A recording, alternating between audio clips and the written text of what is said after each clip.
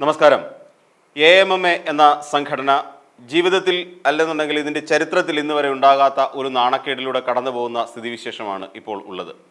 നമുക്കറിയാവുന്ന പോലെ AMMA എന്ന് പറയുന്ന സംഘടനയുടെ മേലറ്റം മുതൽ താഴെയറ്റം വരെയുള്ള ആളുകൾ, കഴിഞ്ഞ ദിവസം കെ മുരളീധരൻ പറഞ്ഞ പോലെ, ഇതിൽ ആരോപണ വിധേയരല്ലാത്തവരുടെ പേരെഴുതി മാറ്റിവെക്കുന്നതായിരിക്കും എളുപ്പം. കാര്യം പേപ്പർ കുറച്ച് മതിയല്ലോ എന്ന് കെ മുരളീധരൻ, കോൺഗ്രസിൻ്റെ നേതാവ്, അദ്ദേഹം വളരെ രസകരമായി അതിനെ അവതരിപ്പിച്ചു. സത്യമാണ്, കേൾക്കുന്ന വാർത്തകളൊക്കെ അത്രത്തോളം ഉദ്വേഗഭരിതമാണ് എന്നുള്ളതാണ് യാഥാർത്ഥ്യം.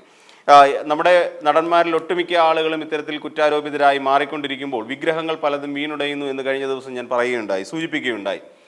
സത്യത്തിൽ AMMA എന്ന് പറയുന്ന സംഘടനയുടെ തലപ്പത്തിരിക്കാൻ യോഗ്യരായിട്ടുള്ള ആളുകൾ തന്നെ ആയിരുന്നോ ഇത്ര കാലവും ഈ സംഘടനയെ മുന്നിൽ നിന്ന് നയിച്ചുകൊണ്ട് പോയത് എന്നൊരു ചോദ്യം നമ്മുടെ മുന്നിൽ എപ്പോഴും അവശേഷിക്കുന്നുണ്ട്.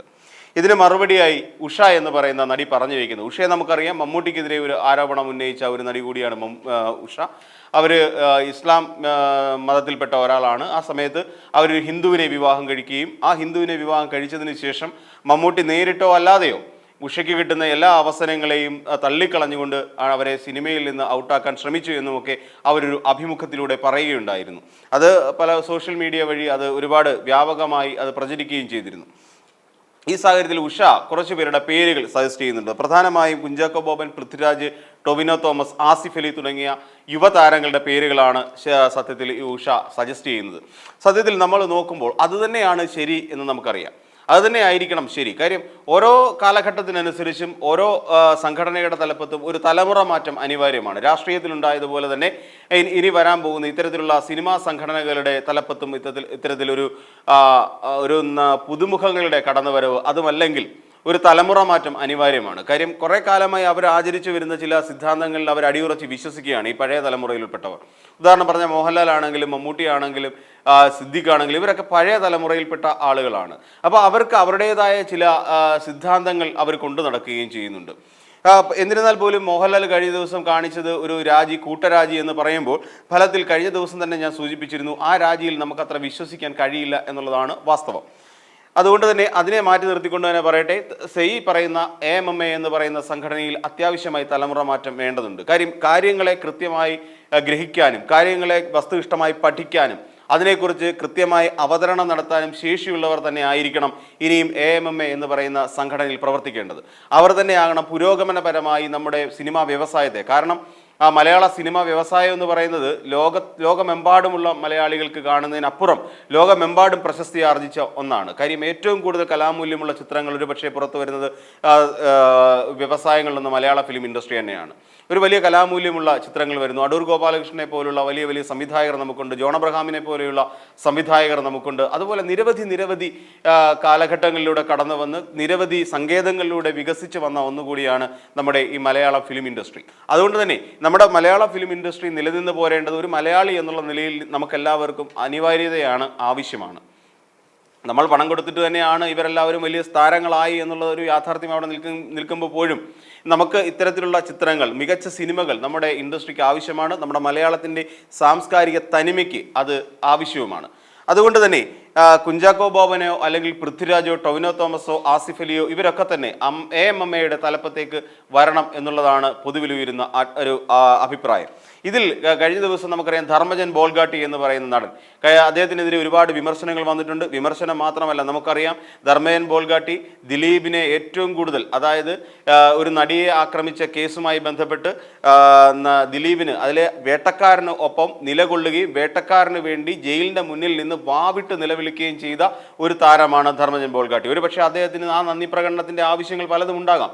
കാര്യം ദിലീപിൻ്റെ മിക്ക സിനിമകളിലും ധർമ്മജൻ ബോൾഗാട്ടി ഒരു അവശ്യ ഘടകമായി തന്നെ നമുക്ക് കാണാൻ കഴിയുന്ന ഒരാൾ തന്നെയാണ്.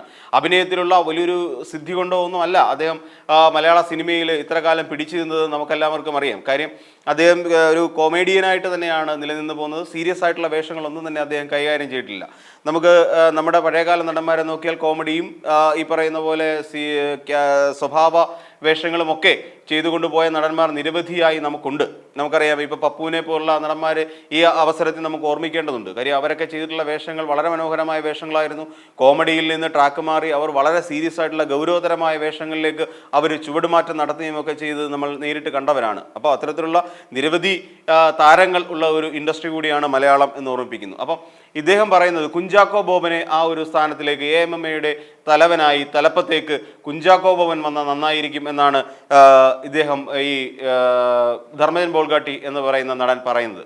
ധർമ്മജൻ ബോൾഗാട്ടി കഴിഞ്ഞ ദിവസവും ഒരു മാധ്യമപ്രവർത്തകയെ അങ്ങോട്ട് വിളിച്ച് അധിക്ഷേപ വർഷം ചൊരിഞ്ഞതൊക്കെ നമുക്കറിയാം. അദ്ദേഹത്തിൻ്റെ സ്വഭാവം എത്രത്തോളം നല്ലതാണ് എന്ന് അദ്ദേഹത്തിൻ്റെ പല ഇൻ്റർവ്യൂകളിലും സാമൂഹ്യ മാധ്യമങ്ങളിലൂടെ പല ഇൻ്റർവ്യൂകളും പുറത്തു വരുന്നുണ്ട്.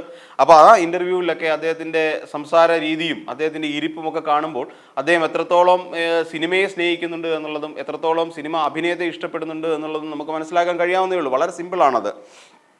അപ്പോൾ അതുകൊണ്ട് തന്നെ ധർമ്മജൻ്റെ അഭിപ്രായം അനുസരിച്ച് കുഞ്ചാക്കോ ബോബൻ തലപ്പത്തേക്ക് പറഞ്ഞാൽ കൊള്ളാം, നല്ലൊരാൾ തന്നെയാണ് കുഞ്ചാക്കോ ബോബൻ. അദ്ദേഹത്തിന് വലിയൊരു സിനിമ പാരമ്പര്യം അദ്ദേഹത്തിന് അവകാശപ്പെടാനുണ്ട്.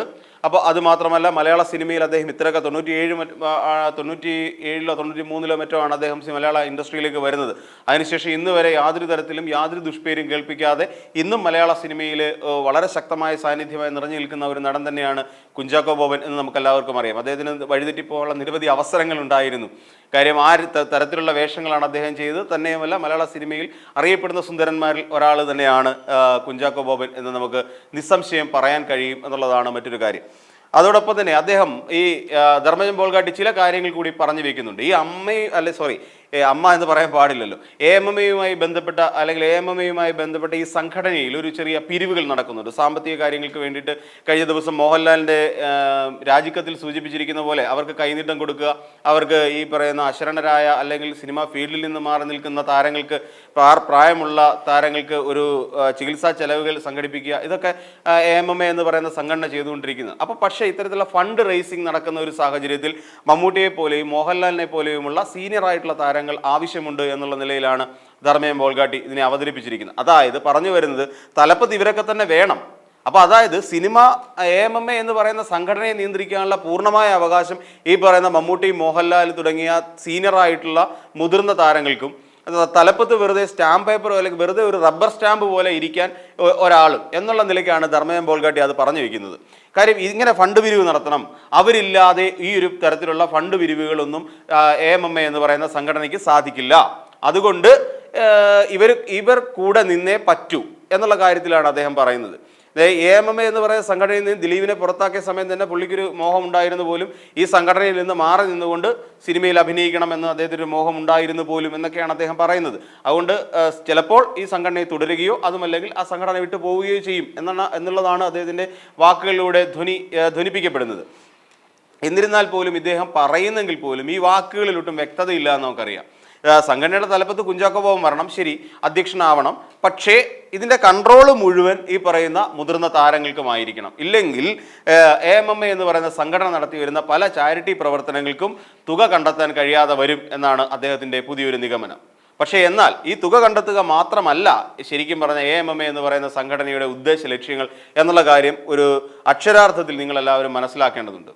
ഇതിന് താരസംഘടന എന്ന് പറയുമ്പോൾ ആ താരങ്ങളുടെ വെൽവിഷിങ്, അതായത് അവരുടെ ഉന്നതി, അവർക്ക് ഉള്ള ഒരു മുന്നോട്ടുള്ള നീക്കം ഏത് രീതിയിലായിരിക്കണം, അവർക്ക് സുരക്ഷിതമായ ഒരു തൊഴിലിടം കണ്ടെത്തി കൊടുക്കുക, അവർക്ക് തൊഴിലിടങ്ങൾ സുരക്ഷിതമാക്കി മാറ്റുക, അതോടൊപ്പം തന്നെ അവർക്കെതിരായി നടക്കുന്ന ശാരീരികവും ഒക്കെയായ പീഡനങ്ങൾക്ക് ഒരു അറുതി വരുത്തുക, ഇതൊക്കെ AMMA എന്ന് പറയുന്ന സംഘടനയുടെ ഉത്തരവാദിത്തത്തിൽപ്പെട്ടതാണ്.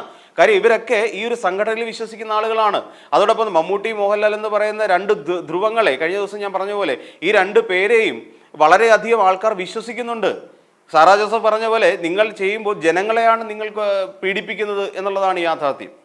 അപ്പോൾ അങ്ങനെ ചിന്തിക്കുമ്പോൾ ശരിയാണ്, മമ്മൂട്ടിയും മോഹൻലാലും ഈ പറയുന്ന സംഘടനയുടെ തലപ്പത്തുണ്ടാവണം, അല്ലെങ്കിൽ സംഘടനയോട് ചേർന്ന് നിന്ന് പ്രവർത്തിക്കേണ്ടവരാണ്. അങ്ങനെ ചെയ്യുമ്പോൾ ഒരു കാര്യം മനസ്സിലാക്കുക, നിങ്ങളെപ്പോലുള്ള മുതിർന്ന താരങ്ങളുടെ വിശ്വാസത്തിൻ്റെ പുറത്താണ് പല താരങ്ങളും അല്ലെങ്കിൽ പല ചെറിയ ചെറിയ താരങ്ങളും ഇവിടെ സിനിമ അഭിനയത്തിലേക്ക് വരുന്നത്, അല്ലെങ്കിൽ ആ സിനിമ എന്ന് പറയുന്ന ആ ഒരു സ്വപ്നതുല്യമായ ആ മേഖലയിലേക്ക് കടന്നു വരുന്നത്. അവർക്ക് സുരക്ഷിതത്വം ഉറപ്പാക്കാൻ ഈ മുതിർന്ന രണ്ട് താരങ്ങൾക്കും ഉത്തരവാദിത്തമുണ്ട്. ആ ഉത്തരവാദിത്തത്തിൽ നിന്ന് ഒളിച്ചോടാൻ കഴിയില്ല, അത് യാഥാർത്ഥ്യമാണ്. അതുകൊണ്ട് കുഞ്ചാക്കോ വന്നിരുന്നാലും ശരി, പൃഥ്വിരാജിനെ സംബന്ധിച്ചിടത്തോളം അദ്ദേഹം കാര്യങ്ങളെ വളരെ നിശിതമായി കാണുന്ന ഒരാളാണ്. കൃത്യമായി അതിൻ്റെ കാര്യങ്ങളെക്കുറിച്ച് പഠിക്കുകയും സംസാരിക്കുകയും വാവിട്ട ഒരു വാക്ക് പോലും പറയുകയും ചെയ്യാത്ത ഒരു നടനാണ് പൃഥ്വിരാജ്. ടൊവിനോ തോമസിനെ കുറിച്ച് ഏറ്റവും ക്ലീൻ ചിറ്റാണ് ടൊവിനോ തോമസിനെയും ആസിഫ് അലിയെയും കുറിച്ച് പുറത്തേക്ക് വന്നുകൊണ്ടിരിക്കുന്നത്. അപ്പോൾ ഇവരൊക്കെ തന്നെ ഒരു സംഘടനയെ മുന്നിൽ നിന്ന് നയിക്കാൻ ശേഷിയുള്ള, കെൽപ്പുള്ള, കഴിഞ്ഞ ദിവസം മോഹൻലാൽ തന്നെ പറഞ്ഞ പോലെ കെൽപ്പുള്ള ഒരു നേതൃത്വമാണ് എനിക്ക് തോന്നുന്നു ഇവർ ഇത്രയും പേരോടെ ചേർന്ന് നിന്നാൽ ഉണ്ടാവുക എന്നാണ് തോന്നുന്നത്. അങ്ങനെയെങ്കിലും നമ്മുടെ പുതിയ ഒരു തലമുറ മാറ്റത്തിലൂടെയെങ്കിലും നമ്മുടെ ഈ മലയാള സിനിമാ വ്യവസായം പഴയ പടി തിരിച്ചു വരട്ടെ. നമ്മുടെ സ്ത്രീകളായ നമ്മുടെ താരങ്ങൾക്ക് അവർക്ക് വേണ്ട അവകാശങ്ങൾ എല്ലാ സിനിമാ സെറ്റുകളിലും ലഭിക്കട്ടെ എന്ന് മാത്രം പ്രത്യാശിക്കുന്നു.